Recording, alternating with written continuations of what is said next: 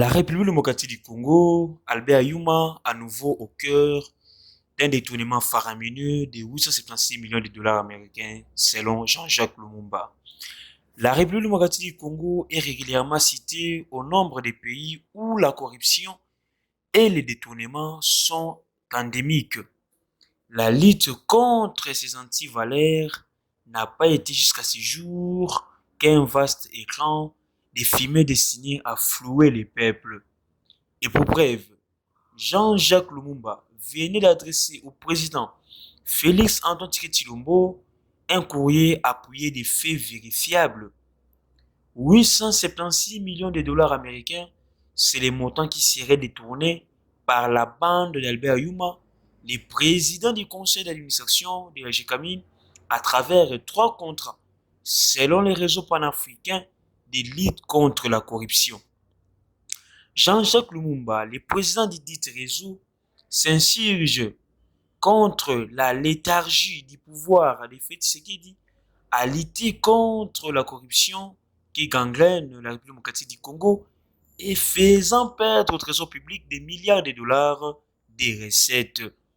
Dans sa lettre de 2 pages, Jean-Jacques Lumumba cite 3 contrats, dont des exécutés sous la barbe du président de la République et l'autre en 2015. Les 3 ont fait perdre à l'État la faramineuse somme de 876 millions de dollars américains. Tenez, la vente des mines de Goma en 2019 à une société chinoise au prix de 300 millions de dollars américains, la générale des carrières et des mines qui détenait 25% de la mine a autorisé cette vente moyennant 10 millions au lieu de 75 millions.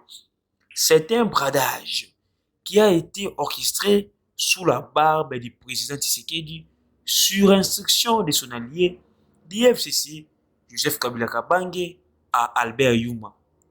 Les PCA de la GECAMINE dénoncent les présidents du réseau panafricain de lutte contre la corruption. Jean-Jacques Lumumba n'en est pas resté là. Il cite également des contrats d'expoliation et bradage des régies de la GECAMINE en faveur de la société chinoise CNMC ou Yashin Mining en 2015 et 2019.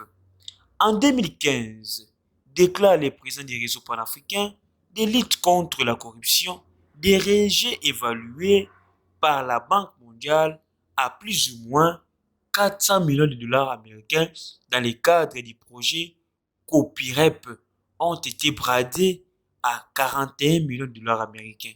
Ainsi, plus de 350 millions de dollars américains seraient volatilisés dans les commissions obscures.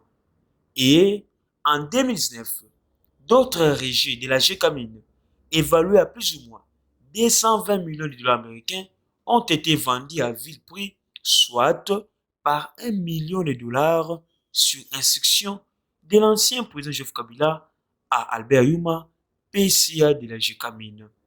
Alors que la GECAMINE aurait dû toucher à travers ces 3 contrats 920 millions de dollars américains, elle n'a touché que 44 millions de dollars américains.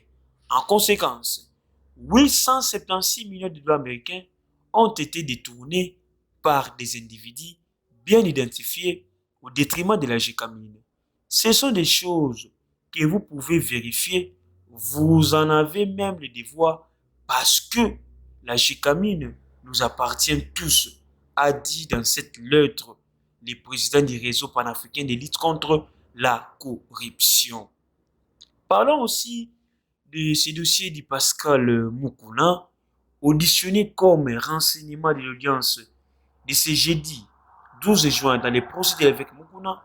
Maître Rigobert Kalenga, avocat de la succession Kancha, a reconnu qu'il garde les certificats d'enregistrement des héritiers de Papa Nkacha. C'est ce qu'a déclaré Maître Willy Kasungu. Il a comparé comme renseignant. Il a d'ailleurs reconnu que c'est lui qui garde les certificats d'enregistrement depuis 2017 et non l'évêque Pascal Mukuna. Décédé, Kancha fut collaborateur de l'évêque Mukuna. Il a laissé ses enfants et sa veuve Mami Chibola qui accuse l'évêque de viol, menaces de mort et détention illicite de détournement parcellaire.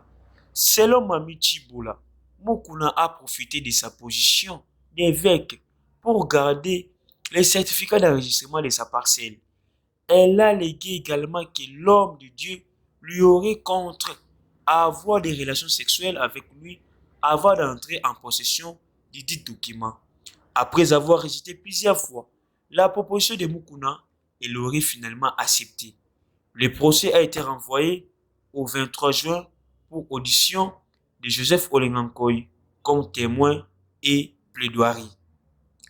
À travers une correspondance parvenue ce vendredi, le Premier ministre Sylvestre Ilunga Ilunkamba informe le ministre du Budget de la requête de la présidente de l'Assemblée nationale sollicitant un complément de 2000 dollars américains par mois pour chaque député national. Je porte à votre connaissance que j'ai été saisi par l'honorable présidente de l'Assemblée nationale par sa lettre sollicitant du gouvernement ce qui suit. Au regard de la conjoncture actuelle, un complément de rémunération des CDG 1,9 milliard, soit un équivalent en francs congolais de 2000 dollars américains par député national par mois, rapporte la dite correspondante. Le chef de l'exécutif central invite ainsi les ministres des budgets d'examiner cette question avec les ministres des Finances et de lui faire rapport dans les meilleurs délais. Question de permettre au gouvernement de réserver une suite favorable à cette demande. Signalons que l'Assemblée nationale a aussi sollicité du gouvernement une révision à la hausse de 50% de l'enveloppe allouée au fonctionnement de l'administration de la Chambre basse du Parlement. Pas besoin de voir des tiraillements entre institutions. Les Congolais ont besoin de voir des lois pour eux. Les Congolais ont besoin de savoir est-ce que le Covid, nous allons le combattre? Est-ce que les prix vont baisser? Est-ce que la guerre en Ituri sera maîtrisée? Et c'est pour ça que nous sommes dans cette salle.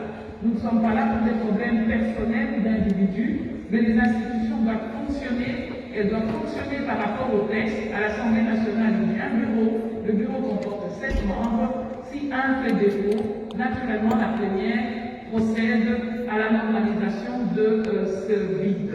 Voilà, je crois que j'ai dit l'essentiel. Il n'y a pas autre chose à dire. Et je crois qu'ajouter des points à l'ordre du jour pour montrer que nous travaillons ou que nous sommes ceci ou cela, votre présence aujourd'hui et votre détermination devant des policiers qu'on remercie parce que les policiers ne travaillent qu'aux ordres. Les policiers n'ont rien contre les députés, ils ne travaillent qu'aux ordres.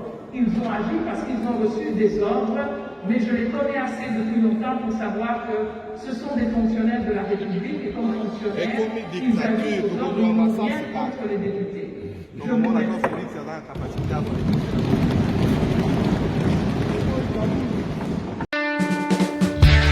Bote bandeko nanga nyonso ya monde entier, ba congolais dans le monde entier. Ngai mama Pauline Lumumba naza présidente ya RDC Monde na Genève. Na ye liboso na bino lelo na sengi bino bosa adhérer na RDC Monde.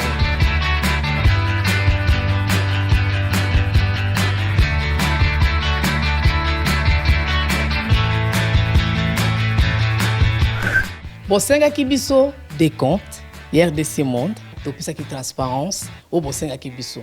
Bokota na compte na biso ya YouTube. Bokomona sur RDC Monde TV. Tout est détaillé là-dedans.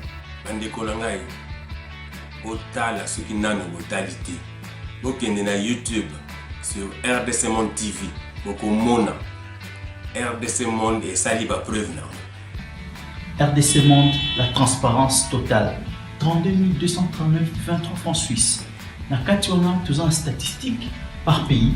Pour la Sabino, tous en premier Suisse, deuxième France, troisième Belgique, quatrième les États-Unis et ainsi de suite. Na RDC personne à 4. Bino, boza ko hésiter boya transparence tout le temps à projet futur. Bisous pour ça l'amour. RDC Monde, Katabo.